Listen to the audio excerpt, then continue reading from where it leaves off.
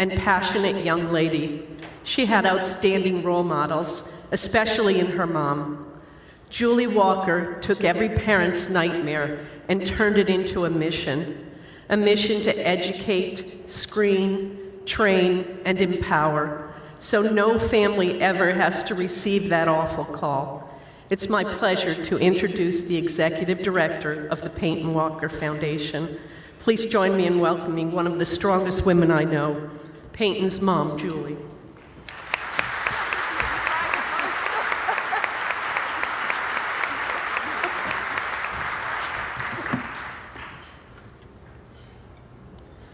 I'll let you in on a secret. I am not a trained professional speaker. In fact, I laid in bed last night for 2 hours, feeling very anxious about this very moment. So this morning, I got up, and as we all do when we have a question, we ask Google. And I said, Google, how do you not feel nervous when you're about to make a speech to 1,000 people? And the first thing that came up said, most people fear public speaking more than death. I was like, well, that doesn't help.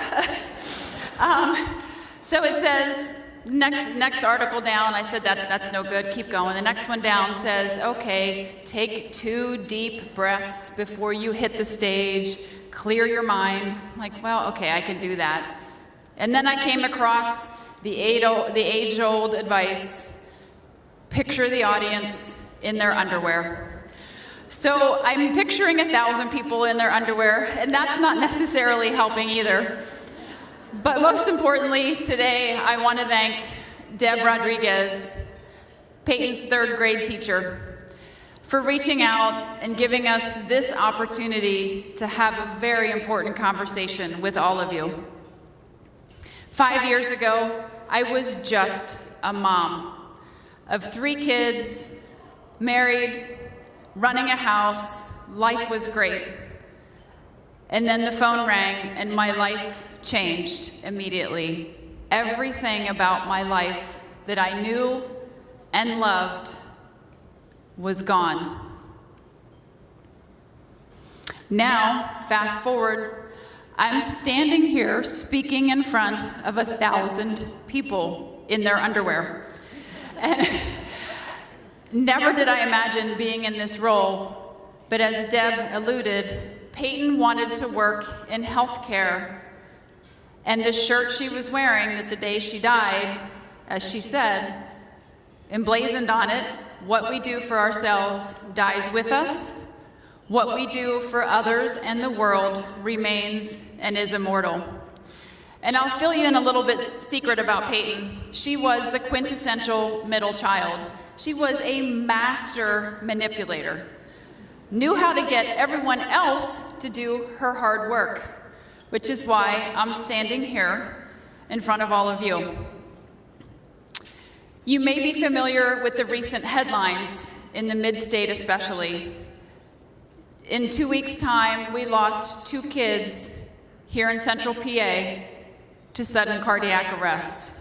I have been standing on my soapbox preaching for 5 years to many deaf ears, and I kept saying to our volunteers and our staff, you know what it's going to take to get everyone to pay attention to this? Sadly, it's going to take a student dropping over dead from cardiac arrest. That will get their attention. And let me tell you, we had not 1 but 2 back-to-back deaths recently. Last week, we had another student, a 3rd student, suffer a cardiac arrest. And I ask you to keep that child in your thoughts and prayers and the family. They are working on bringing that child out of a coma right now, hoping to get him returned to a normal life. He is fighting for his life. Sudden cardiac arrest. If you remember nothing else about your time here at this conference, please remember this. Sudden cardiac arrest is the #1 killer of student athletes. Sudden cardiac arrest is the leading cause of death on school campuses. So I'm going to turn all of you into public speakers today, and I want you to say those two statistics, say those out loud. So please repeat after me. Sudden cardiac arrest is the leading cause of death on school campuses. Sudden cardiac arrest is the #1 killer of student athletes.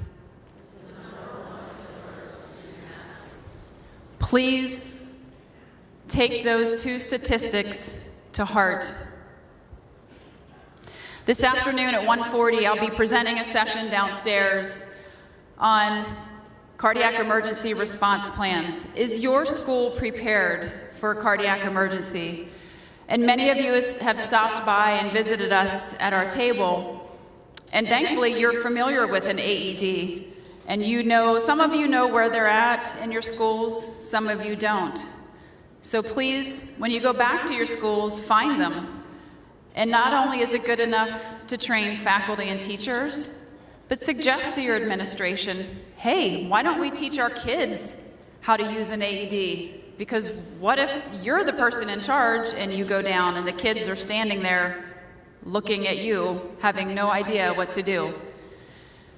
So take all this information, chew it up a little bit, go back to your schools armed with new knowledge of sudden cardiac arrest. Would love to see you in our session at 1:40. And thank you so much for your attention. And we'll continue to work together to check hearts, protect hearts, and save lives. And for Pete's sake, get your clothes on and get out of your underwear. Thank you very much.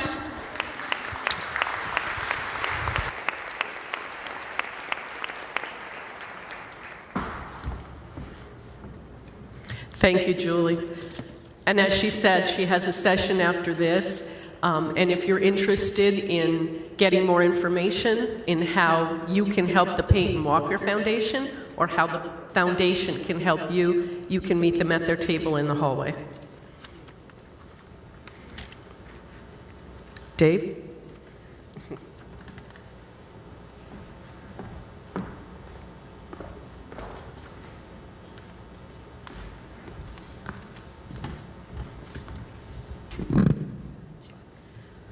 Good afternoon, everyone. For those of you who don't know me, I'm Dave Ream.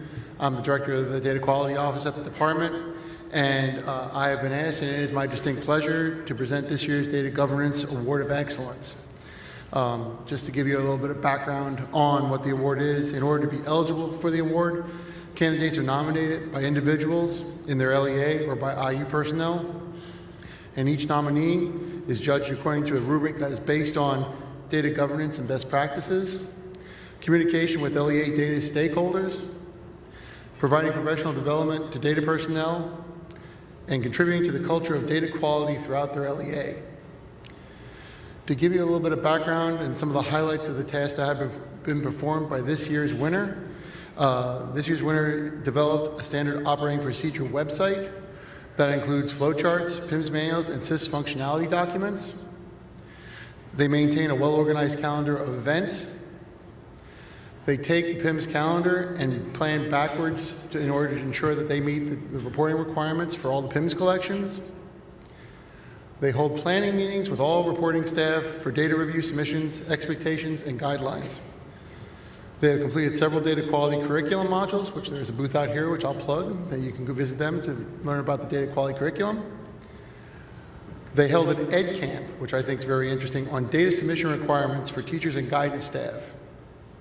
And this individual is also known as a subject matter expert in their LEA. So without any further ado on my part, I'd like to announce the winner of this year's Data Governance Award of Excellence. It is Marianne Calderon, the PIMS coordinator from the PA Distance Learning Charter School.